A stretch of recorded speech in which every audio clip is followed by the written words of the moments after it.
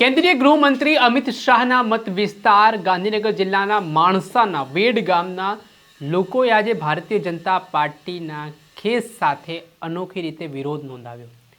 છેલ્લા ઘણા વર્ષોથી ત્યાં પાકા રોડ રસ્તા ન જોવા મળતા ત્યાંના લોકો ખૂબ મુશ્કેલીમાં મુકાયા ને આજે અનોખી રીતે વિરોધ પણ કર્યો છે।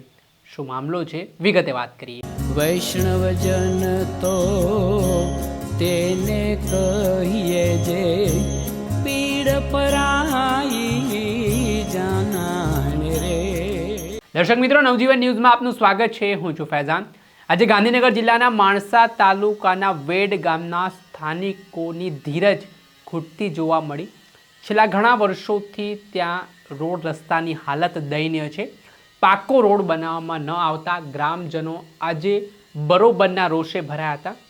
કેન્દ્રીય ગૃહમંત્રી અમિત શાહનો આ મત વિસ્તાર છે લોકસભાનો માણસા અને તેના વેડ ગામના લોકો વિકાસથી વંચિત જોવા મળ્યા અને આના સંદર્ભમાં આજે મોટી સંખ્યામાં યુવાનો, ગ્રામજનો, બાળકો છે તે ભારતીય જનતા પાર્ટીનો ખેસ ધારણ કરીને મામલતદાર કચેરીએ પહોંચે છે ને અનોખી રીતે વિરોધ નોંધાવે છે। ભારતીય જનતા પાર્ટી વિરુદ્ધ સૂત્રોચ્ચાર કરે છે ને પોતાની નારાજગી દર્શાવે છે। જેમાં સ્થાનિકોનું કહેવું છે કે અહીંયા રોડ રસ્તા દયનીય હોવાથી, ખરાબ હોવાથી, કાદવ કીચડ હોવાથી તેઓને અવર જવર કરવામાં ઘણી મુશ્કેલીઓ પડે છે। ઘણા વર્ષોથી તેઓ રજૂઆત કરી રહ્યા છે, છતાં તેમને એક સારો રોડ નથી મળી રહ્યો ને આને જ લઈને આજે વિરોધ પ્રદર્શનનો કોલ ત્યાંના સ્થાનિક લોકો દ્વારા આપવામાં આવ્યો હતો ને વિરોધ નોંધાવવામાં આવ્યો। આ મામલે શું કહી રહ્યા છે વેડ ગામના આગેવાન, તેમને સાંભળો। જય શ્રી રામ પ્રભુ, નમસ્કાર। આજે માણસા ખાતે હું નરેન્દ્રભાઈ ઠાકોર તથા વેડા ગામના ચામુંડાનગરના રહેવાસીઓ જે પ્રાથમિક શાળાના બાળકો એક અમારા શિક્ષણના મંદિરના જવા માટે રસ્તાના સમસ્યા માટે માનનીય મુખ્યમંત્રી ભૂપેન્દ્રભાઈ સાહેબને રજૂઆત કરી હતી। ગાંધીનગર જિલ્લા ભાજપ પ્રમુખ અનિલભાઈને પણ રજૂઆત કરી હતી। માનનીય માણસાના ધારાસભ્ય એમને પણ રજૂઆત કરી હતી કે સાહેબ, અમારા ગામના લોકોના શાળામાં બાળકોને જવા માટે રસ્તાની તકલીફ છે, તમે રસ્તાનું કામ કરી આપો। ભારત દેશ આઝાદ થયો ત્યારથી આ કામ અટકતું આવ્યું છે। વારંવાર રજૂઆત કરવા છતાં આ લોકો કાને ધરતા નથી। આંતરિક રાજકારણના કારણે અમારા ગામના લોકોને ખૂબ અન્યાય થઈ રહ્યો છે। માનનીય જે સાહેબને 5 થી 6 વખત રજૂઆત કરી। અનિલભાઈ અંબાલાલ ભારતીય જનતા પાર્ટીના પ્રમુખ એમને પણ રજૂઆત કરી। સીએમ સાહેબને પણ રજૂઆત કરી હતી। સીએમ સાહેબે પત્ર લખ્યો હતો કે ભાઈ તાકીદે આ રસ્તાનું નિરાકરણ કરવામાં આવે।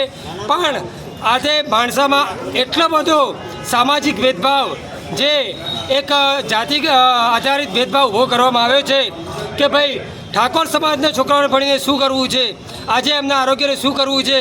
આજે તમે બીજા સમાજના રસ્તા જુઓ, એમના બ્લોક જુઓ, કેટલા સરસ ગામમાં બનાવવામાં આવે છે।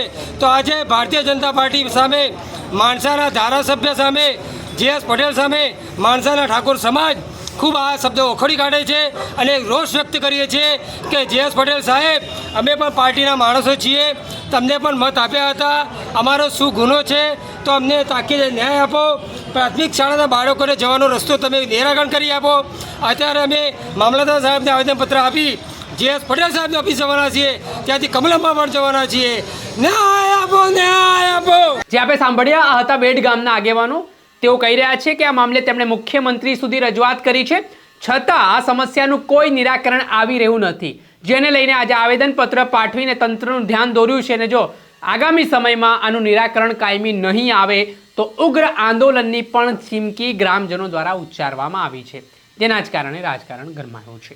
જોવાનું રહ્યું કે કેન્દ્રીય ગૃહમંત્રી અમિત શાહના મત વિસ્તારના ગામની સમસ્યાનું ક્યારે નિરાકરણ આવે છે। દર્શક મિત્રો, આવા જ વિડીયો જોવા માટે તમારી નવજીવન ન્યૂઝ જોતા રહો, લાઈક કરો અને વધુમાં વધુ શેર કરો।